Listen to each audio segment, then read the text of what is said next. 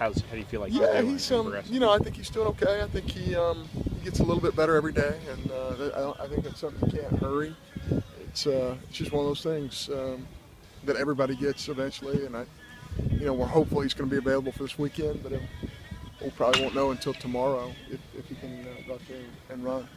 What have you seen from Arkansas? Well, obviously Marcus got a big hit for us on Tuesday night, and I think he's, especially with a left-hander going tomorrow night, I think him swinging the bat well is going to be really important to our club. And he did what you expect seniors to do: get big hits and put the barrel where he needs to in key situations. So we're pretty pleased with where he is right now. You like using him in that 9 spot too, because almost another leadoff guy. Yeah, I think there's something to that. Although I think he can comfortably hit anywhere else. Right? It's really, we just don't want to have 2 non-runners in a row in our lineup. So if you look at our lineup, it's kind of strange. That's one of the reasons why you have a Pirtle hitting in the 4-hole. Not to criticize Wes, but he's not exactly a runner. So you need to have a runner behind him. So yeah, I think he's. I think he could be productive out of the 9-hole, but I think he can be productive out of really anywhere in our lineup. How do you feel about the competitiveness you have kind of with the musical chairs for guys for 3 spots in the outfield when CT comes back? Yeah, I think they're all really mature kids, and I think they all, understand that we're trying to put the best 9 out there. And certainly, CT, when he's 100% healthy, he's got something that some of those other guys don't have. He's got, a ton of experience, although CT has just had the misfortune, the really bad luck of some injuries over the last 3 years. But, if we get him healthy, certainly, and he's running to the ball the way he can, I think he's one of the, best defenders, in our league at that position. Another potent rotation going against this weekend. Do you attack them differently than you did Vanderbilt, or are there some things you can take away? Well, everybody's different, so we'll watch the film, we'll look at all the scouting reports, and what's different is, maybe this guy can't defend his position, or maybe this guy's really good at defending his position. Do you bunt on this guy? Can you run on this guy? All that's in place. So, we've done the scouting report stuff. We collected all the information. We looked at it today. We'll have our meetings today, and and see how we can attack these guys. We've gotten an idea over years of what an Arkansas team is, but now there's just so many names missing from the last 2 seasons. Almost really a new ball club coming in. But really talented, and their pitching numbers are ridiculous. It's just, you played Vanderbilt last weekend. Look at their pitching numbers, and then you look at Arkansas's. They're really almost identical. It's a very good pitching staff, very well coached. They're a very good defensive club, and you gotta really hope that your club gets off to a good start. And boy, we'd love to have the same type of home field advantage that we did last weekend with a tremendous vocal crowd. I think our kids really feed off that. Who wouldn't? And we got to get off to a great start on the mound. And certainly Preston did that for us last weekend also. You'll be facing one of your former players in Wilkerson. Just what do you remember about his time here?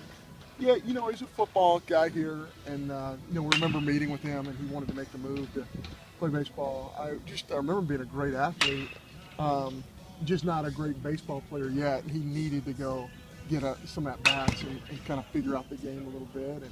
And in years past, before you had the 35-man roster rule, man, you had a ton of those guys around, to the tune of about 45 to 50 guys.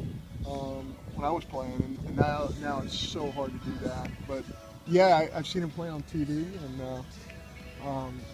I've seen him DH a lot, and I think he's done a nice job for those guys. How do you think Brandon's adjusting to his new role, kind of out of the bullpen rather than starting?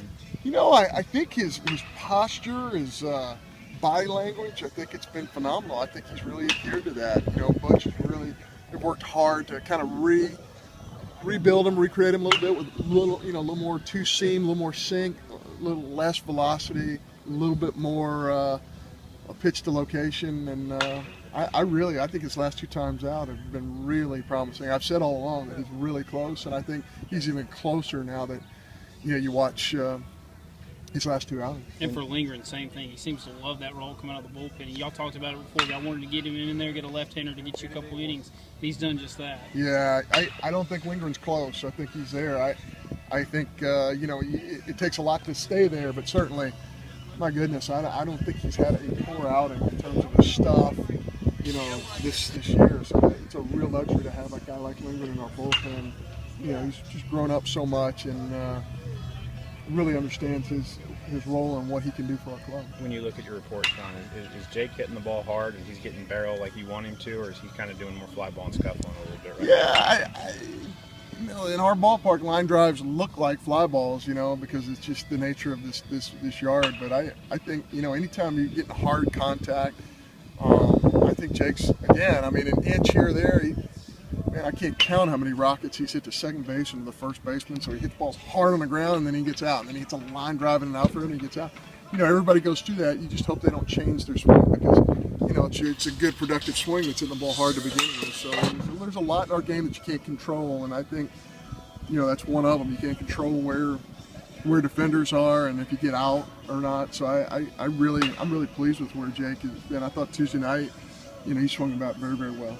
Still a long season, but do you see Brandon maybe staying in the bullpen? Do you see maybe kind of working his way back in the starters rotation, or? I think it's possible for anything. It's a real luxury to have him in our bullpen, and of course, the weekends are critical. They're the most important thing we do, but we have some big midweeks coming up too. You have the Governor's Cup, you have the game with Southern Miss. So I think there's a lot of roles for him, but just seeing his posture and body language out of the bullpen his last couple of times, we've been very impressed with that. With Wes Ray leading the team with walks, but also with strikeouts, how does he cut down on those? On strikeouts? Yeah. Yeah, guys who have big strike zones, who have power, they usually strike out a little bit more.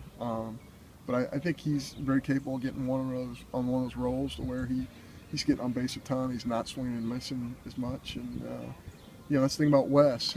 He's an older guy now, and he understands how to make adjustments. And I don't ever worry about him because he can really make good adjustments during the course of the ball game. But maybe the better question is, how concerned are you with those numbers? Oh, I'm not concerned about that at all. Of course I want him to do well, and of course, I just believe in Wes, and I think he's somebody that's going to work his way through. I don't. In terms of numbers, he's another guy. I think he's hit a ton of line drives right at people, especially in this ballpark. So hopefully some balls might start falling for him too.